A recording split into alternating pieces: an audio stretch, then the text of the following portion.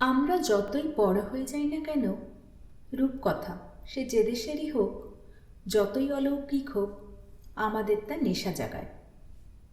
এবং এই দেশভিত্তিক রূপকথাগুলি আরও রোমাঞ্চকর হয়ে ওঠে যখন এগুলি ওই দেশের ইতিহাস, ওই দেশ গঠনের প্রেক্ষাপট তুলে ধরে। আমাদের ছোটবেলার অনেকখানি জুড়েই ছিল এই রূপকথা। নিজের দেশের ঠাকুরমার ঝুলি থেকে শুরু করে রোজ দেশের উপকথা, গ্রিস দেশের উপকথা, গ্রিম ভাইদের রূপকথা। তাই আমরা আবার সেই রূপকথা উপকথার ঝুলি নিয়ে হাজির হচ্ছি গল্প বলার অছিলায়। আশা রাখি বড় ছোট সবার মন ছুঁতে পারব। আমাদের চ্যানেল রূপকথার আসরে আজকের নিবেদন গ্রিস দেশের রূপকথা। কলমে আহসানুল হক। গল্পের নাম অরফিউস ও ইউরিডিসি।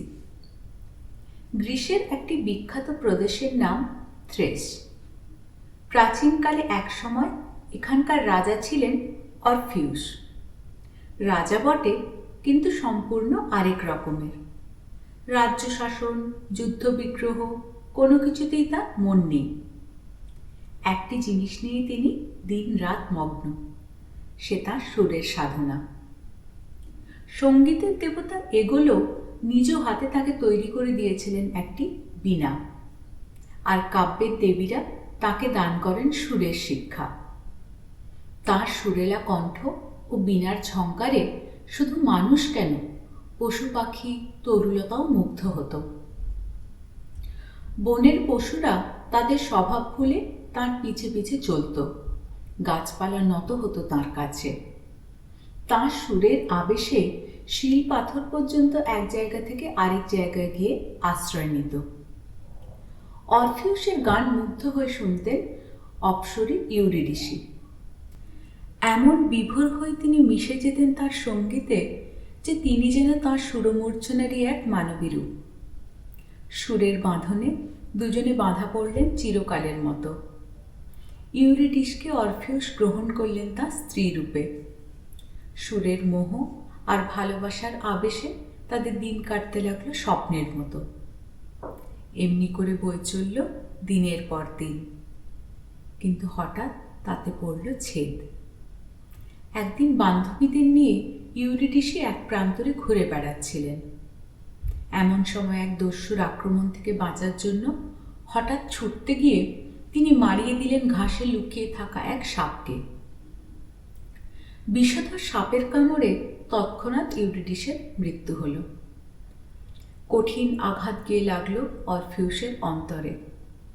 তার বীণায় বেজে উঠল গভীর বেদনার সুর। তার বিলাপ আকাশ বাতাসে ধ্বনিত হল। অলিম্পাসের চূড়াতেও গিয়ে আছড়ে পড়ল তার করুণ রেশ। কিন্তু শত আক্ষেপেও মুছবার নয় জীবন ও মৃত্যুর কঠিন সীমারেখা।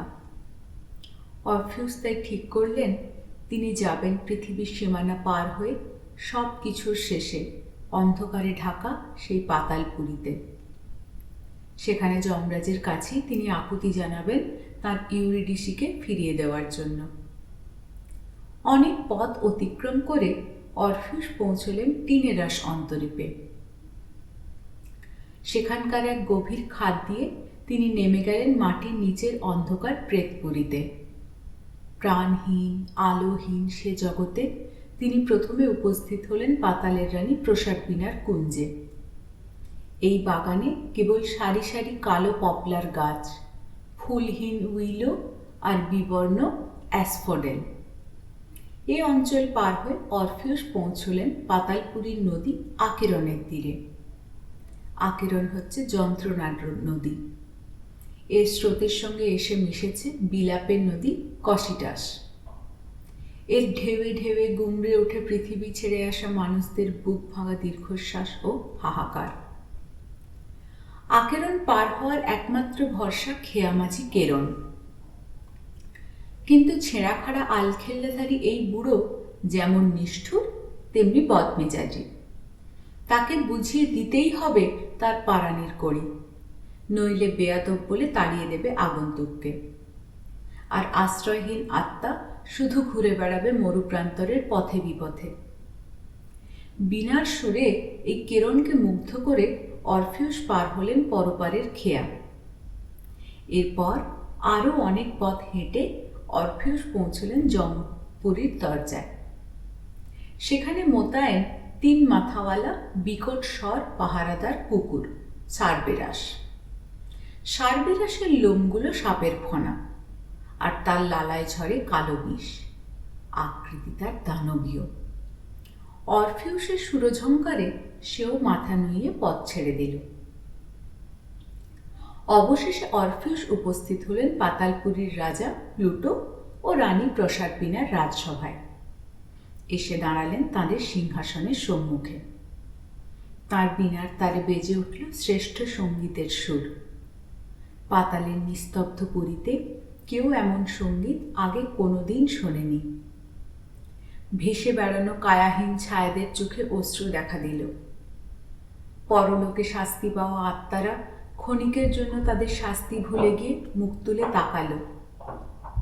দেবতাদের রুষ্ট করে ট্যান্টালাস ছাতি ফাটা তৃষ্ণায় বারবার যেমন আঁজলা করে পানি মুখে তুলতে যেত, অমনি তা আঙুলের ফাঁক দিয়ে যেত গলে।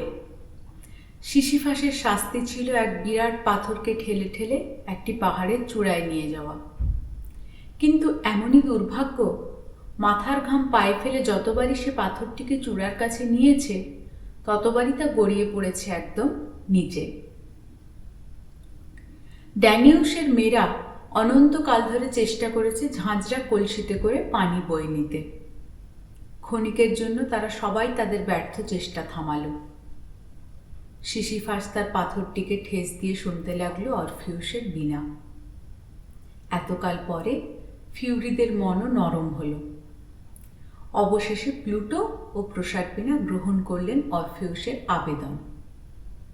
কিন্তু একটি শর্ত রইল, পাতালপুরীর এলাকা পার হয়ে যাওয়ার আগে তিনি যদি একবারও পেছন ফিরে তাকান, তবে আবার হারাতে হবে তার ইউরিডিসিকে।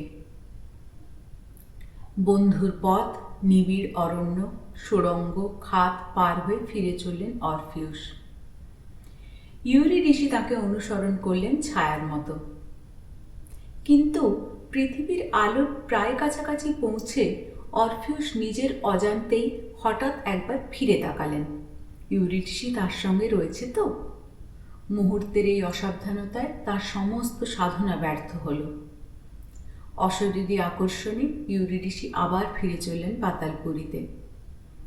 অরফিউস চিৎকার করে তাকে ডাকলেন, আবেদন করলেন দেবতাদের কাছে।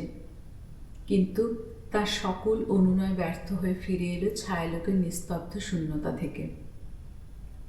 7 দিন অনাহারে অনিদ্রায় অরফিউস ঘুরে বেড়ালেন পাতালের প্রবেশপথের কাছে। পরপারের দেবতাদের কাছে না হলেও তার আকুতি পৌঁছল পাহাড়, পর্বত, নদী, হ্রদ, আকাশ, বাতাসে। পশু পাখি, গাছপালা তার দুঃখে মুহ্যমান হল। পৃথিবীর আনন্দ থেকে অরফিউস বিদায় নিলেন চিরদিনের জন্য। তার বীণায় কেবল বেদনার সুর। যে অরণ্য প্রান্তরে ইউরিডিসির সঙ্গে তিনি ঘুরে বেড়িয়েছেন একদিন, সুরের আহ্বানে সেখানে তিনি তাকে বারবার খুঁজে ফিরলেন। কিন্তু সুরের প্রতিধ্বনি আর দেখা দিল না মানুষের রূপে।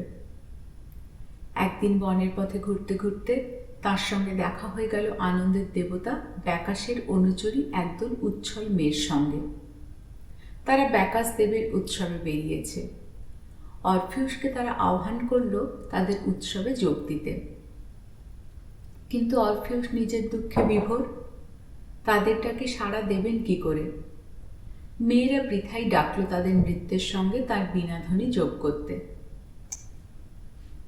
ব্যাকাসের উৎসব মুখর নৃত্যপাগল মেয়েরা ক্রমে ভীষণা হয়ে উঠল।